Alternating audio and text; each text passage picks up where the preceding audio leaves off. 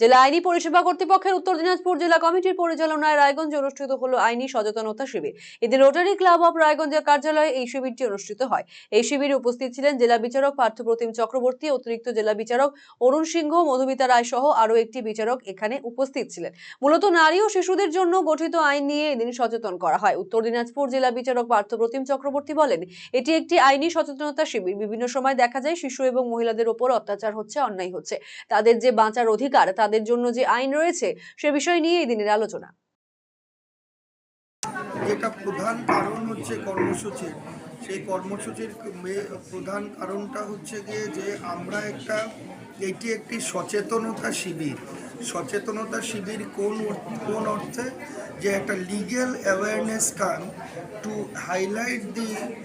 Highlight and discuss about the offences যেগুলো আমাদের শিশুদের এবং মহিলাদের পুরোপুরি তাদের উপরে হচ্ছে, বিভিন্ন স্তরে হচ্ছে এবং তাদের জীবনটাকে দুর্বিষহ করে তুলছে এই ধরনের অফেন্স। এবং মানব সমাজের বহু, যেটা আমরা বলি মরালস যেগুলো আছে, যেটাকে ফলো করা উচিত, সেটাতে লঙ্ঘন হচ্ছে।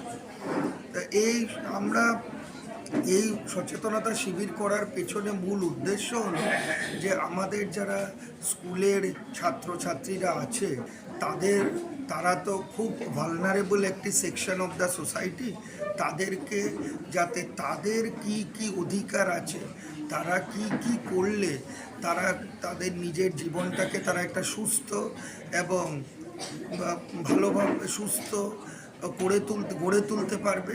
কারণ সমাজে ভালোভাবে চলাটা যেরকম সমাজের প্রত্যেকটা লোকের দায়িত্ব, সেরকম আজকের নতুন পিঢ়ি যারা ছাত্রছাত্রী যারা, তাদেরও কিন্তু একটা দায়িত্ব, তারা তাদের নিজেদেরকে এইভাবে চালনা করবে। জেলা আইনি পরিষেবা কর্তৃপক্ষের সম্পাদিকা ইন্দ্রাণী গুপ্ত বলেন, তাদের সংস্থা সমাজের বিভিন্ন স্তরে আইনি সচেতনতাকে প্রচার এবং প্রসারিত করে চলেছে। বর্তমান সমাজে যে বিষয়টি প্রাসঙ্গিক হয়ে দেখা দিয়েছে, নারী এবং শিশুদের উপর ঘটে চলা নানান ধরনের অন্যায় অবিচার, সে বিষয়গুলি রুখতেই এই সচেতনতা শিবিরের আয়োজন করা হয়েছে।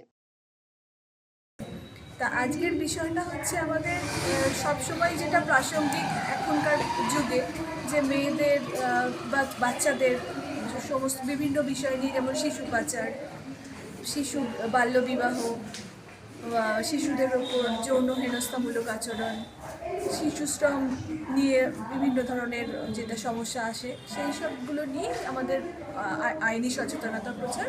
এবং আমাদের সাথে রয়েছেন অনেকগুলো স্কুলের ছেলেমেয়েরাও আছে, তারাও জানুক, তারাও এটাতে মানে অংশগ্রহণ করুক, এটাই আমরা চাইব।